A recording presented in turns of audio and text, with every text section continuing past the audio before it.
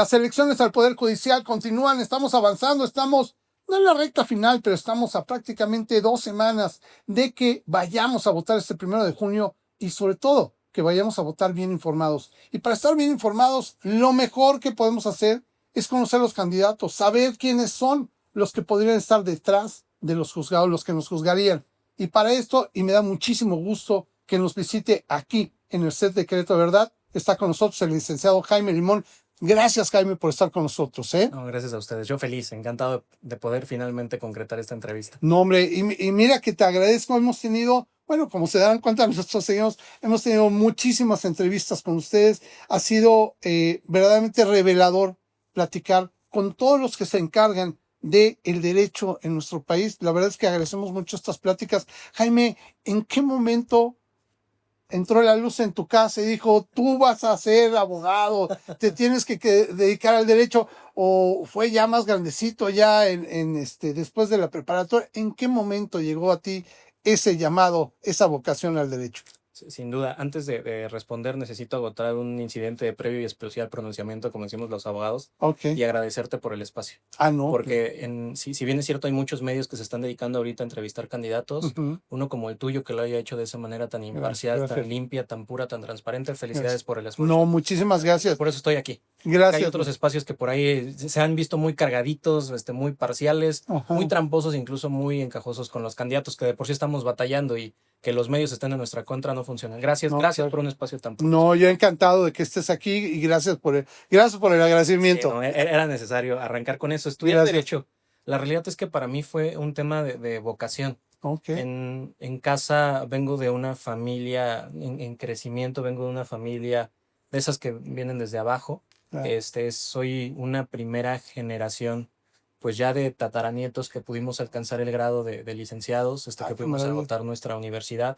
Generaciones antes de nosotros nunca lo lograron por diversos temas, ¿no? Económicos, situaciones personales, situaciones de la política del país. Vengo de una primera generación de primos, nietos que logramos acabar esta carrera.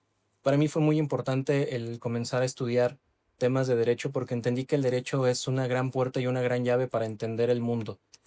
Y no como la ven muchos colegas que de pronto podrían llegar a pensar que es una llave y una puerta para favorecerse. Siempre la vi para favorecer y apoyar a quienes más lo necesitan, porque justo en las letras chiquitas que suelen no entender esas clases poco favorecidas es donde suelen perder su patrimonio, su tranquilidad, su paz, su vida. Y ahí es donde me empecé a meter, David. Fue sin duda el catalizador para que decidiera estudiar Derecho. Un llamado, entonces, definitivamente, ¿no? Y bueno, con tus valores y con tus principios se fue alineando. ¿Dónde estudiaste o cómo estudiaste? Estudiaste Derecho, obviamente, ¿verdad? No es como dicen que cualquiera con cualquier carrera puede entrar. Cabezas. No. No, bueno, y se sabe que estudiar Derecho es muy exigente. ¿Cómo te fue? ¿En dónde estudiaste? Y bueno, hasta sé que tienes que tener buen promedio, ¿verdad? Para ser candidato. Así es. Platícanos de todo eso. Pues mira, la realidad es que yo vengo de una universidad pública. Tengo la oportunidad, tengo el privilegio, el lujo de venir de una de las grandes universidades públicas de nuestro país, una de las licenciaturas en Derecho con mejores calificaciones a nivel Latinoamérica, que es la Universidad Autónoma Metropolitana. Maravilloso. Ahí salí con un área de concentración en ciencias penales y criminológicas, que al final era lo que en ese momento me llamaba más la atención a nivel de vocación. Sin embargo, pues igual, esos llamados que de pronto la luz, la vida, Dios, la suerte, como le quieran llamar. Aquí debe ser, ¿no? Todavía estudiando la carrera. Entonces comencé a trabajar, a hacer mis primeros pininos como estudiante de Derecho y además estudiando, lo cual evidentemente me dio la oportunidad de ir agarrando experiencia mientras seguía estudiando. Y pues eso me fue llevando por otras áreas, ¿no? Poco a poco me fue llevando por las áreas administrativas, las áreas de propiedad intelectual, las áreas de la función jurisdiccional, que para mí fueron muy, muy formadoras. Hoy en día gran parte de debo decirlo, mis pilares, mis padres académicos, por llamarlo de alguna manera, son magistrados. Entonces me dieron muchos de los ejes rectores que están en mí hoy en día, desde la manera en que me conduzco, la manera en la que hablo, la manera en la que veo el derecho y la manera en que procuro llevarlo tanto a casa, a los tribunales y a las aulas, porque además soy maestro en Derecho, ¿no? Tanto me gusta la carrera que me he dedicado ya a dar clases ya unos cuantos años. Hay mucha vocación en ti, digo, simplemente me lo dices y pienso, obviamente como dices, ¿no? Luego cuando uno tiene padres pues de carrera, algo así, pues, le pesa a uno, ¿no? O sea, dice, no puedo decepcionar lo que me enseñaron y lo que sé que tengo que aportar. En ese mismo camino, yo creo que has ido creciendo en tu carrera profesional.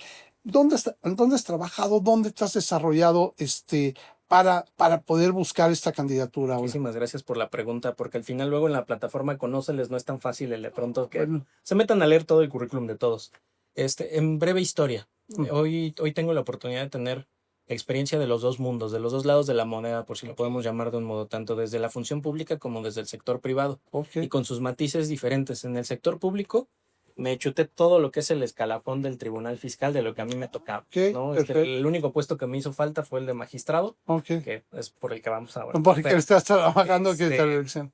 En materia de derechos de consumidor, tuve la oportunidad de ser uno de los abogados contenciosos del procurador. Interesante. En materia de transparencia, en materia de multas, en materia de sanciones a los establecimientos que no cumplían con normas oficiales mexicanas o derechos de consumidor. Pues en la función pública me ha tocado ser siempre el juez de las normas, ¿no? Me ha tocado ser quien vigila el cumplimiento de las mismas. Sin duda me dejó grandes bases, tanto para cómo conducirme como funcionario público, incluso como para entender cómo es la aplicación de la norma. Y algo que sin duda me dejó sembrado un elemento interesante es cómo tratar al justiciable. Porque muchísimas veces los abogados simplemente vemos un papel, un expediente más y se desecha o se admite sin saber cuál es la historia. ¿Cuál es la historia detrás del número, la historia detrás de la letra, ¿no? Y al involucrarme en ello.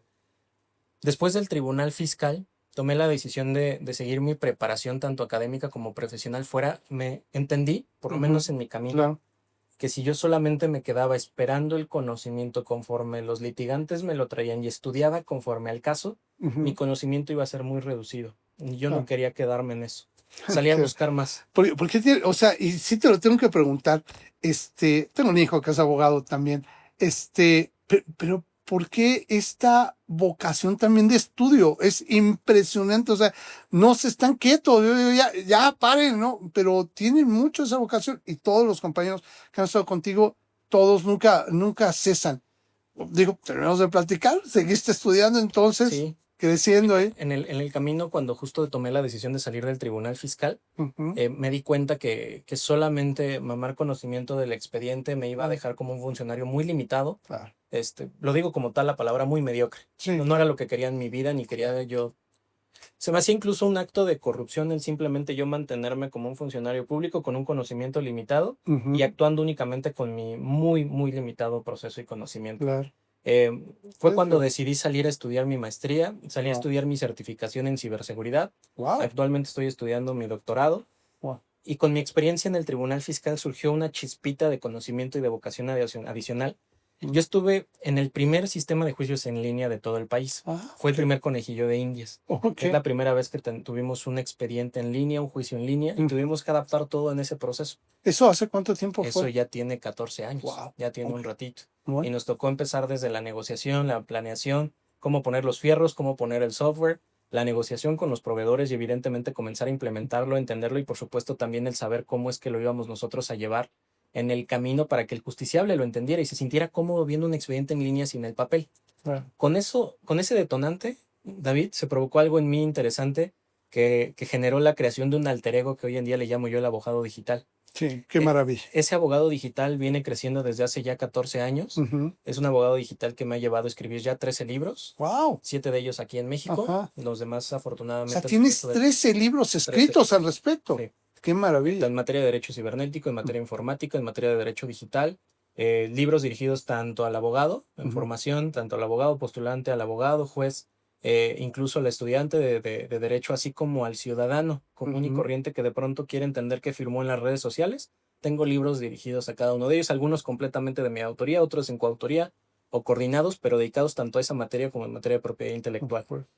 Eso, por supuesto, me ha permitido abrirme el camino en el sector privado como consultor, independiente o ya sea en ciertas áreas o contrataciones que he participado. He apoyado a empresas internacionales, multinacionales, como su director legal o su gerente jurídico internacional, siempre con grupos multidisciplinarios, abogados de todo el mundo, lo cual me ha ayudado a aprender un montón, porque he tenido a mi cargo abogados de Nicaragua, de Salvador, de Colombia, de Argentina, creciendo en materia de propiedad intelectual, creciendo en materia de derecho cibernético Y justo el último puesto que actualmente ostento como director legal de una ONG internacional especializada en protección de la mujer, en la inclusión de los derechos financieros en un sector muy, muy especial de las mujeres a nivel Latinoamérica. Estoy a cargo de toda la red de propiedad intelectual y de privacidad de esta organización.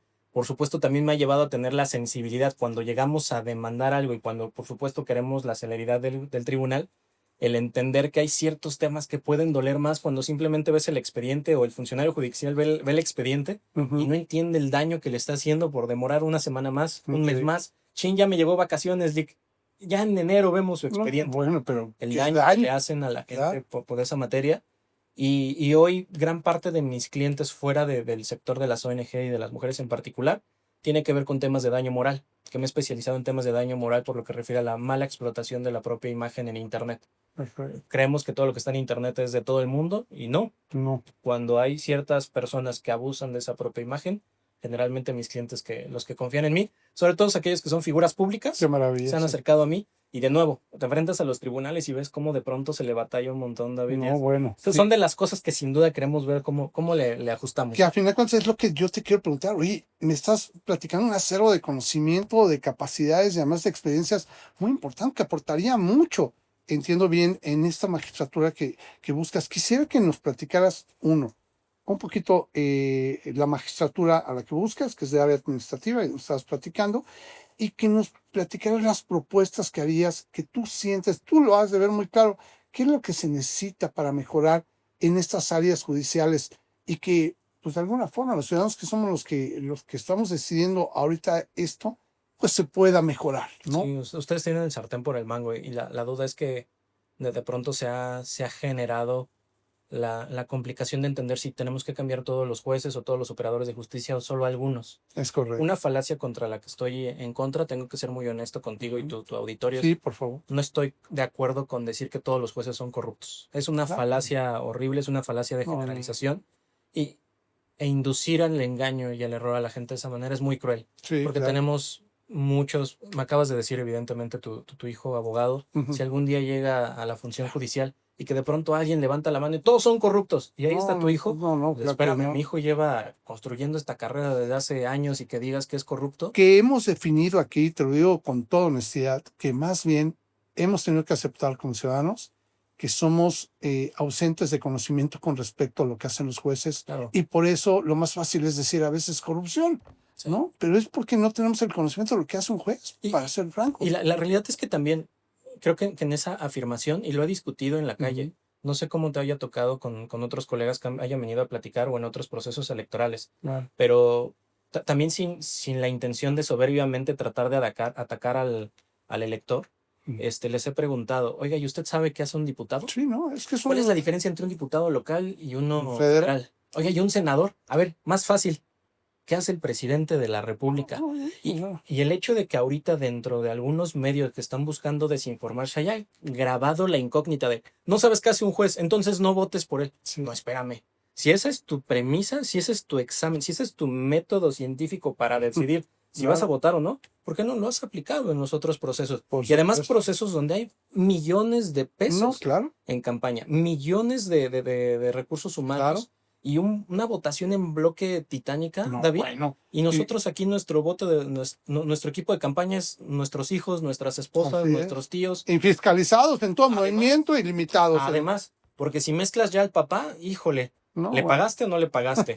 Si ya metiste al hijo, es menor de edad, mayor, no, pues es que no tenía ni con quién dejarlo, ¿no? Claro. ¿Y tú en qué momento estuviste haciendo campaña? ¿Estabas trabajando? No estabas trabajando. No, pues quieres que salga a hacer campaña si quieres a la 1 de la mañana. O sea, a ver quién me hable, a ver quién me toca. Claro. O sea, creo que en ese proceso el castigo público de todos son corruptos y además no voto por ti porque no conozco tus funciones ha sido una métrica inadecuada. No significa ni nos exime de explicarle a la ciudadanía qué hacemos. Por supuesto.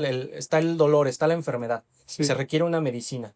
Pero el hecho de decir que por esta razón la gente no va a salir a votar. Yo creo que tenemos que quitar esa palabra y al contrario, ¿no? Invitar a que conozcamos, a que nos informemos. Sí. Y parte de eso pues, son estos ejercicios de entrevistas. Y pues bueno, regresando a la misma pregunta que te hice y agradeciéndote este comentario, pues platícanos un poquito de qué trata esta magistratura y cuáles son tus propuestas. Muchísimas gracias. En cuanto a las propuestas muy puntuales, ¿no? Al final somos puestos que no controlamos ni presupuesto. También sí, hasta ahorita he escuchado un par de candidatos, afortunadamente no en Querétaro, que hacen promesas medio extrañas. Que no debe de haber que promesa. no debería de haber. Nosotros no podemos prometer No, como tal, no podemos, porque al final en la promesa hay una parcialidad. Claro. Y ministros, jueces y magistrados nos debemos a la imparcialidad. Las tres propuestas bajo las que sostengo tienen que ver con mi experiencia y no podía ser diferente. Una de ellas tiene que ver con los lentes púrpuras. Lentes púrpuras. Lo voy a decir Sí. con todo el respeto y evidentemente puede haber muchos que puedan ponerse el saco y otros hasta los que les duela. ¿Qué son los lentes púrpura? Los lentes púrpura son un mecanismo que se ha instaurado tanto en procesos administrativos, judiciales, como de auditorías para poder determinar si existen decisiones que se hayan tomado por violencia con perspectiva de género. Entonces, los lentes púrpura o lentes violeta, dependiendo el anglicismo cómo se traduzca, estos purple lenses están diseñados justo para determinar si en un caso en específico pudo haber estado inmiscuido algún tema de inequidad de género, lo que evidentemente llevó a tomar una decisión desfavorecente o desfavorecible en contra de alguno de los miembros de la situación. Esto no necesariamente implica en que una mujer pudo haber estado afectada, también pudo haber sido un menor de edad o evidentemente alguna persona con discapacidad. La intención de tener esta perspectiva adicional en los expedientes creo que hoy en día es funcional y pues llevo 4 años dedicándome al tema. Sí, lo conoces perfecto y sabes que lo podrías aplicar directamente. Y lo quiero aplicar, pero ahí va el dolor. Sin matices políticos, sin matices sociales, sin banderas. No, maravilloso. Sin ponerle un nombre. Gracias a este señor o esta señora, estoy juzgando así, porque te voy a ser honesto, por culpa de esas banderas políticas, es que hoy en día los asuntos que se pudieron haber judicializado, que podrían llegar a tener una sanción ejemplar, por quererlo volver político, es que hoy en día no hay una sanción, hoy en día no hay expedientes judicializados, hoy no hay gente encerrada, o no hay multas, como son las que me pueden llegar a tocar a mí. Entonces lo que yo quiero es, esto no es político, esto no es social, esto es jurídico. Claro. Y tendré que juzgar con esa perspectiva de género sin que me lo pidan, que es una de las propuestas, no promesas. Y me parece muy bien, porque esa sí es una propuesta. Las segundas propuestas, los otros dos pilares tienen que ver con tecnología.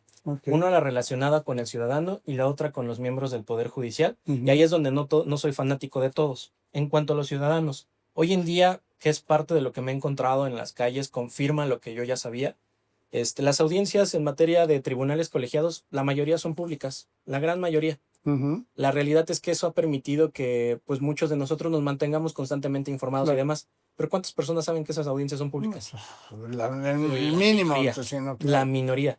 La ventaja de hoy en día de la propuesta que yo sostengo es las redes sociales que estamos usando, darle difusión a través de las redes sociales para que las audiencias que son públicas, que por derecho no merecen algún tema de secrecía o de confidencialidad, puedan ser de conocimiento público a través de las redes sociales, que son de más fácil consumo por parte del ciudadano y justiciable promedio.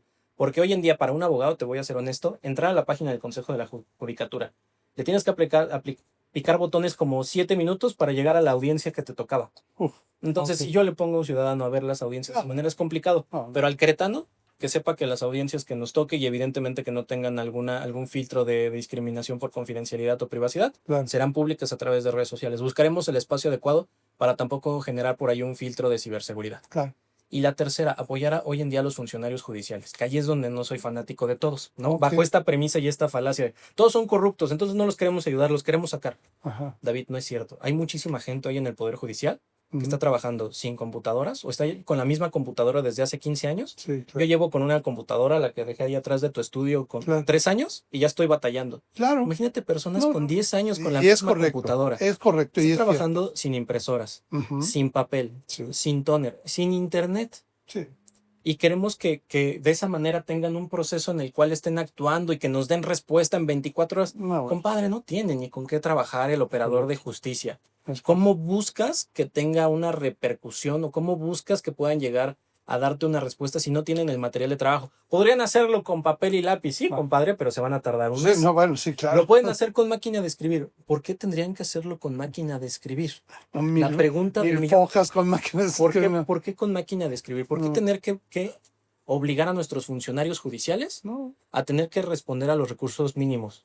Hoy en día, aprovechando la experiencia que he tenido en el sector tecnológico y evidentemente con proveedores, lo que quiero es buscar de qué manera podemos aprovecharnos de los softwares de open source, aquellos que sean royalty free y aquellos que no perjudiquen el deber de imparcialidad del juzgador, claro, que permitan una mejor apreciación de las actividades del funcionario judicial, maravilloso, mejores métricas y también que le permitan sustituir sus labores de manera muy puntual, por lo que refiere a lo que puede ser manual. Claro. O sea, si necesitan, por ejemplo, de pronto tener un expediente digital, buscar la manera de cómo lo digitalizamos sin que tengan que ellos estar digitalizando uno por uno. Y también buscar la manera de que esos genios que hoy en día tenemos en el Poder Judicial, porque lo dijiste y yo estoy convencido de ello, son abogados que llevan toda su vida estudiando ellos y se han vuelto expertos, peritos en la materia. Sí. Pues déjalos hacer su chamba de fondo. Claro, la saben hacer. ¿Para qué los tienes cosiendo expedientes? ¿Para qué los tienes escaneando de pronto un documento? ¿Lo mandaste a la papelería de la esquina a ver si había toner? Déjalo que haga su chamba. Por favor, entonces en esos dos sentidos es que quiero aplicar la tecnología con un límite muy puntual y también lo voy a decir. He escuchado muchos candidatos, incluso los de allá arriba, que inteligencia artificial para todos. Llevo 7 años estudiando la inteligencia artificial, David. Y decir así que voy a aplicar inteligencia artificial para ayudar en la resolución de sentencias, puedo decir que es un riesgo grande, es un riesgo complicado, porque estamos en un punto en el cual pretendemos dejar en manos de un tercero, con servidores en quién sabe dónde, las decisiones judiciales. Entonces yo no lo voy a permitir a mis operadores de justicia que estén metiendo ahí los expedientes, ¿no? Bendito sea, y creo que muchos lo vamos a agradecer, porque sí, efectivamente, y apenas estamos en un proceso de avanzando en la inteligencia artificial para que no nos metamos en ese lío, ¿no? Sí. Yo te quiero pedir de favor, nos has dejado muy en claro tus propuestas, nos has dejado muy en claro la trayectoria, las capacidades, el conocimiento que tienes, y que creo que tienen que valorarte muchos de nuestros seguidores. Te pediría que nos explicaras para votar por ti, cómo te van a encontrar en la boleta, con qué número van a votar por ti, qué formas para poderlo hacer, y que nos lo platiques en general a la gente. Muchísimas gracias, claro. Sí. De entrada, por supuesto, el dirigirme a la ciudadanía, a cada uno de los queretanos y queretanas, como un llamado valiente al voto. Recordar que la omisión también es una manera de conducta y esa omisión es un castigo sin duda a los grandes perfiles, a los grandes abogados que han dedicado su tiempo, espacio y hoy en día han sacrificado una parte de sus vidas a este proceso electoral. Entonces simplemente la omisión no es el camino adecuado y recuerden que la omisión también lleva a que otros tomen la decisión por ustedes. Y hoy en día el proceso tal cual está con sus beneficios, con sus bondades, también tiene irregularidades en los cuales si ustedes no acuden a votar a las urnas hay candidatos que con un solo voto simplemente van a quedar. No es culpa de los candidatos, es culpa del proceso, es responsabilidad de un proceso que desafortunadamente se construyó de manera apresurada, pero hoy en día hay que buscar legitimarlo y apoyar a los candidatos que realmente tienen ese perfil y esa vocación, que hoy en día, debo decirlo, Querétaro está viviendo un momento muy bonito porque gran parte de los candidatos que tenemos en nuestras boletas son grandes colegas, ¿sí? Grandes candidatos y grandes abogados. Entonces, bien por Querétaro y bien por los abogados que tenemos. Voy a hacer un paréntesis rapidísimo y perdóname que te interrumpa, Jaime. Me han escrito de otros estados para decirme es que los candidatos que traen Querétaro están muy por arriba del nivel que lo tienen en otros estados, con lo cual nada más quiero refrendar efectivamente lo que acabas de decir. Sí. Son muy buenos candidatos los que traemos. ¿Y cómo votamos por ti? En el mío ya particularmente, si logramos convencerlos de acudir al voto al siguiente, pues ya es un lujo que voten por un servidor. No venía preparado, David. No, qué bueno que no, pero qué bueno que sí traes cosas. Particularmente recordarles que yo aparezco en la boleta rosa, que es la de magistrados y magistradas de tribunales colegiados de circuito. Yo voy por la magistratura en materia administrativa y civil. Yo aparezco con el número 16 en sus boletas, queretanos y queretanas.